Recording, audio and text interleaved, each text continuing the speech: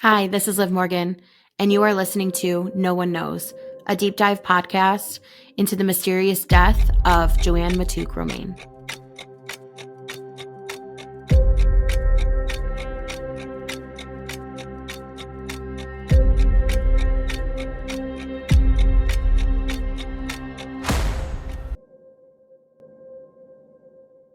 I have a caller on the phone with us. We're going to protect her identity just a little bit. She's going to go by Bambi. We are going to be talking about a few things that involve drugs and sexual assault. So viewer discretion is advised. If you feel as though this could be detrimental to your mental health or anything like that, I usually suggest people to proceed with caution. But Bambi, I have you on the line here. Let's just talk about how you came in contact with us and kind of how we came to connect. Okay, June 4th, I was working for a share ride, and I stopped and had a ride to pick up someone at Telly's bar on Mac, and it was about 11-something p.m., and I was waiting out front, and it had been a while, so I decided to call the number on the phone. He answered the phone very abruptly and said, "What?" I said, "I'm outside of Telly's bar. I'm waiting for the riders." And he said, "If those bitches don't come out soon, call me back." I said, "Okay." So two girls came out, call them number one and number two. They got in the car. Number two had been pretty lit up and had been drinking. And I says, "Where are we going, ladies?" And number two had said, "We're going to go party with a millionaire." And I had asked, "Oh, what's he look like?" They said, "We didn't know." When I pulled up to the location, a gate opened up and there was a gentleman standing outside yelling, "Hurry up, hurry up." Number two had gotten out of the car, "Ooh, party, party." And number one had whispered to me, "Can you do me a favor? Can you please call me back and pretend that you're my mom? And because I don't trust this guy. I'm a little nervous. He's a big cocaine dealer." And I'm like, "Oh my gosh. Okay, no problem." So I get out and I start working again. And after I dropped the girls off, I went right to the St. Clair Shores Police Department. And I told them what number one had told me. And they suggested that since the girls went there on their own free will, there's nothing they can do about it. Mm-hmm. So that was about 11:18, I believe it was. So finally, about 1 a.m, I get a text from number one saying, "We're okay." Some time had gone by and I hadn't talked to the girls or anything. But on June 14th, I seen on the news that there was 3 overdoses in the Grosse Pointe area. And right away, I felt, oh my gosh, I got to call and check on number one. I text and I says, "This was your driver. Are you okay?" And she says, "Yes, they were friends of mine. I know who gave the girls the drugs, the fentanyl cocaine." I'm like, "Who?" And she says, "Billy Matouk." I'm like, "Who the fuck's Billy Matouk?" And she goes, "You know, Billy Matouk." I know. She goes, "You know Tim Matouk?" I'm like, "No." She goes, "Tim, he killed Joann." I'm like, "Who the fuck is Joann?" And she goes, "Well, we have to get together and have dinner." I'm like, "No problem. You know, I'll meet you tomorrow." That was on a Thursday, I believe. I went up to the Grosse Pointe Police Department, and first I had called and they said, "Come on in to give a statement." I went in there and I was introduced to a Detective Adams, and I just thought he seemed kind of young and a rookie. I was an officer myself for 10 years, and I just had a feeling about him that he was a little green. So I gave my statement and I told him everything, and they had me sit in the lobby for a second. As I was sitting in the lobby, another officer, white male in his late 40s, approached me and said, "Oh, you're here for the overdoses, huh? Madonna really messed those girls up." And again, I'm thinking, who the heck's Madonna? Mm-hmm. So after that had happened, I thought, oh my gosh, I got to call, I got to call, find out who this Joann is. And as I looked things up, I seen the movie or the thing on Netflix, and I found Michelle. And I sent her a private message, and I says, "Listen, this girl just told me Tim Matouk, I don't know what's going on, that Tim Matouk was the one that killed your mom, and that I had asked why, and they said they did it for money." And I was totally like thinking, this is crazy. I did meet up with number one, and she told me that Billy Matouk was her cocaine dealer. and that everybody knows about Tim, that he killed Joann. And at this time, I'm thinking, what the hell's going on? She decided that night there was a wake for the 3 people that overdosed. There was Angelina, Antoinette, and I believe it's Mike or Mark. They were having the wake for the gentleman that passed at Telly's. We went into Telly's and I sat down, and at that point she introduced me to Jimmy and says, this is my friend, blah, blah, blah. She used to be an officer. And at that point, that's when Jimmy decided to tell me all about the time that the store, they accused him of fraud or whatever for insurance thing when he first bought the place. And at that time, number 2 shows up, and she happens to work there. And she pops a pill, and I'm like, what's that? She goes, it's a mushroom. So-and-so sells the mushrooms up here. I'm like, what the heck's going on? Then the girls started talking about, hey, did Jimmy tell you about the video? He wants that video taken off Instagram. It was some girls doing cocaine in the bathroom. And I'm thinking, is this freaking a drug bar or what? So I'm sitting there, and number 1 gets up and walks over. I didn't know where she was going. She walked away. Another guy comes in and sits by me, and we're talking a little bit. All of a sudden, number 1 comes back crying. And I'm like, what's the matter? She says, Billy told me that someone went to the police department this morning and told me to keep his name out of her fucking mouth. And right away, I'm thinking, what the heck? You know, I went to the police department. Yeah, I was like thinking, whoa. So the gentleman that came and sat next to me, say his name was Josh. And she goes, this is, number 1 said, this is my other coke dealer. And she says, Josh, come on, go get me a gram. Josh says, are you kidding me? Billy will shoot my kneecaps off. And he pointed to Billy, and I'm thinking, oh my gosh. We were about, okay, so you got the bar, then you got an aisle, and then you got a table. So he was at the corner of the bar, like diagonal from me. So he was far enough, he couldn't hear anything. The place was pretty packed because of the people there for the funeral. Or the wake rather. I think I got to reach out. They're not going to do anything. I just told them that, Billy gave him the drugs. I have a witness that says Billy gave him the drugs to kill Angelina Antoinette. And then you go to this wake to meet with the girl, and then you see him, and he's already found out that you've gone to the police, but he doesn't realize that it's you. Absolutely. He don't. Yeah. At that point, I mean, all I know is she come over crying, and her words were, I says, what's the matter? And she goes, Billy told me that someone went to the police today and to keep his name out of her mouth. And I'm like, in my head, I'm thinking, my spidey radars pop on. So then, after that, her and I just hung out. We had a few drinks a little bit. And the next day, I thought, I got to get in touch with somebody, So I reach out to the girl's father, Paul, and I says, listen, I was told by a good friend of Billy's that Billy is the one that gave your daughters the drugs. And he says, that's impossible because he's friends with my cousin. So he's like, no, that's impossible, whatever. So he goes, I do got to tell you one thing. My ex-wife is Madonna, the girl's mother. I'm like, oh, okay. So he says that, he said, after I told him about that I was told who gave his daughter the drugs, I can go back to that. He had told me that the crime scene where the daughters were and how they were found, that there was such a botched investigation. There was still cocaine and fentanyl residue all over the house. There were still medication bottles all over the house. They didn't even do an investigation. And then he had told me that Madonna, his ex-wife, had come to him and said that she felt the girls were murdered. And then I hadn't talked to him much about that. He was just in disbelief that, I said Billy did and they're friends with a cousin. After that, number 1, it says, you can just forget about it. Don't worry about it. The FBI has the victims' phones and they're following up on it.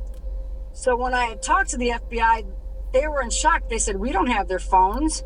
Number 1 had told me that the location on the phone showed the Grosse Pointe Police Department, the FBI, and it went off. So the FBI did not do that. Someone had their phones from the crime scene. I get a text message from Paul, the girl's fathers, and said Madonna had died. She overdosed.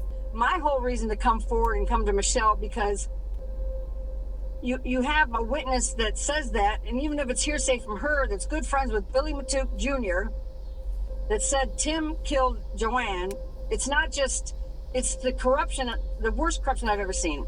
I also had MSP ICE detective call me regarding the St. Clair Shores incident, and she said she don't like how the St. Clair Shores handle it. She asked if I would, I don't know if I can, she asked if I would wear a wire, if I would go to Telly's, and I says, whatever you want me to do so we can justice. And the reason was because there was 6 overdoses, I think, in that month. And you know the crazy other thing about, I'm not sure if I shared it, is that when Madonna, Jimmy had told me that night, you know, for some reason, when people find out I was an ex-law enforcement officer, they want to confess. They think I know everything about them. Well, he was saying that they went to the house.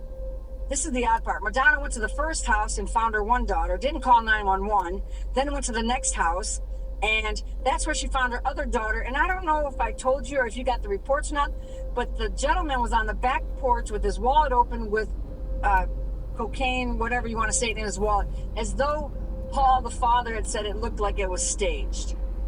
And I don't want to get off track with you. I just want to answer your questions. I want to tell you what I heard, what I seen.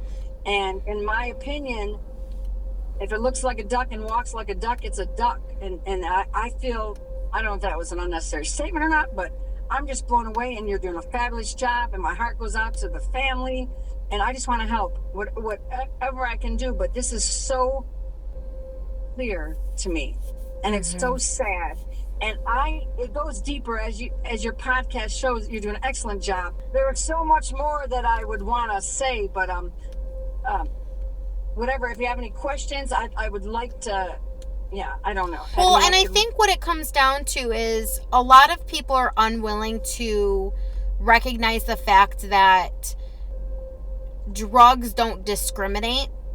They don't pick and choose what class of people they, get with, and all of these things. And I think what it comes down to is the fact that there are obvious issues going on within the Grosse Pointe Woods, Grosse Pointe Farms community. And Absolutely. there is enough hearsay and enough witnesses coming forward and saying, hey, I saw this person brought this forward to my attention, and nothing's being done. Absolutely. And then also I tried to reach out to number 1, and I believe the last conversation that she no longer talks to number 2, and she would explain later. It's funny because the people there, they had a fear of Billy. And me, I looked at him and I'm like, that punk? I go, that's him? And I'm like pointing at him, and he's looking at me. I'm like thinking, this is just so odd to me. It's bigger than everybody knows.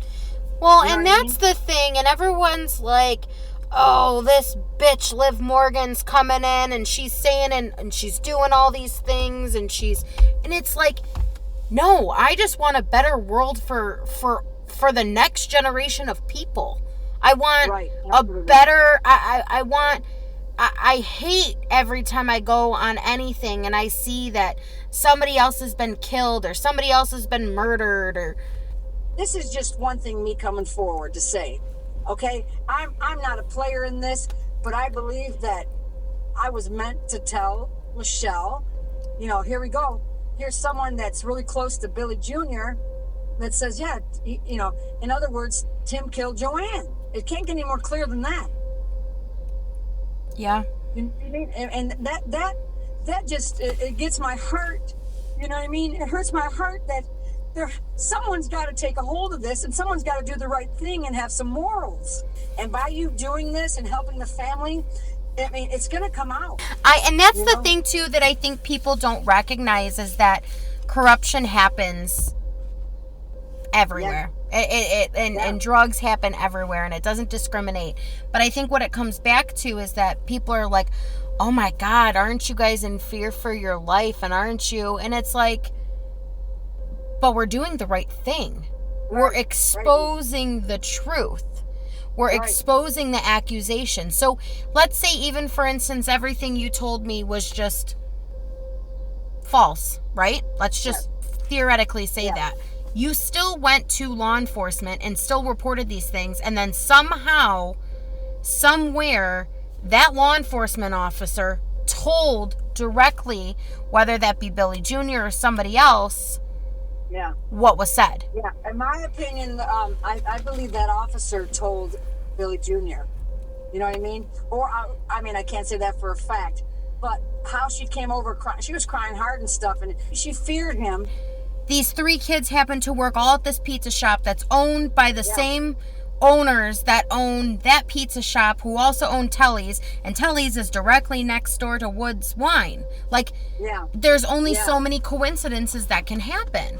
Well, And the one thing, I'm sorry, go ahead. no. I keep coming back to the fact of, like, even when I reported to officers, it is now August 14th, and I've still not spoken to the head of the detectives, Keith Wazak, in the case about our billboard being hit. He will not return my phone calls. He should be arrested immediately. He should be arrested. You have evidence. It's overwhelming evidence, okay? And one thing I want to say about Jimmy from Telly's, yes, he appears to be a nice guy, but when I first approached him and she introduced me, and he felt he had to spill his guts about the Grosse Pointe police, they tried to get me on, fraud, on insurance policy stuff. But he did mention this. He goes, then he switched and said, I believe I did tell Michelle this. He says, yeah, I'd sure like to know who gave them the drugs. But number one had told me that she told Jimmy. So Jimmy knew. The more I think about it, the more I think you are 100% right.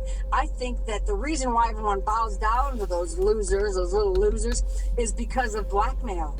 And I've always said to Joann's kids that I feel like in the process of solving Joann's case and bringing things to light, we're going to uncover other things. And this is one of those things that we're uncovering. And it's, I've dealt with addiction, not myself, but addiction in my family. I know what it is to love somebody through an addiction. I know what it is to lose somebody to an addiction. I think there needs to be more communication and openness through the community. Right. They say, there were 3 overdoses and then there were 6. And it's like, this should have been like a red flag through the community. So it could have been something as where Billy just got it from somebody and it was bad. Like, we're not saying that he is the one that laced something, but he should still be implemented in. Absolutely. If he gave it to the girls, he's guilty. He's guilty. And I'm thinking, did the girls know something? Because that circle of people, I'm sorry, like I don't want to say the last names, but it's all connected. Like, well, we'll never know. All we know is what you were told. All we can do is report on those facts. All we can do is make the public aware, and in hopes that by doing so, it will create enough of a wave that the people who are in charge within the Grosse Pointe Woods and Grosse Pointe Farms community will speak out and see something, say something. Hear something, say something, for sure. Yep. And I always go back to that. See something, say something. Well, this was brought to me. I mean, I was just a driver, and to help. And when I heard on the news that 2 girls, I thought it was my passengers. You know what I'm saying? So I checked on it, and she bust out with, Billy Matouk. Tim, he killed Joann. Come on. And that's what got me searching for Michelle and the family. Because I thought that I had to tell these people. I had to tell Michelle and the family, here you go. You know what I mean? And that this doesn't happen, Liv. And like you helping the family and it falling into my lap, justice has to be done. And I'll do whatever you guys need to help. I've told you that from the beginning. And that's my main goal, is to help get justice for Joann. Yeah, we appreciate it. And like we said, everything is hearsay at this point. We can only report on what we hear. Yeah, you say that. Right. It is hearsay. And that the ICE detective that called me said that she can't go in because she's from Macomb County, so she don't want to step on any feet over there. But another thing is the FBI. I was keeping in contact with this one FBI agent. All of a sudden, it stopped. She would ask me questions. She'd ask if I'd wear a wire, and then it stopped. And I thought, wow, did they get to them too? We're talking about a year later. So and I struggle with this because I'm like, I don't want to hinder if they are doing an investigation. I don't want to hinder, the arrest that could happen. That's my point too. if they were doing an investigation as a former law enforcement officer and stuff, if I had like, okay, so you say that's a drug house and I'm going to stake it out and stuff and do evidence, it doesn't take that long. It doesn't take that long when you can walk into Telly's right now and get a gram of cocaine. That blows my mind, and it's not okay. It's not okay that he's dealing out of there, and who knows what's going on at the wine store.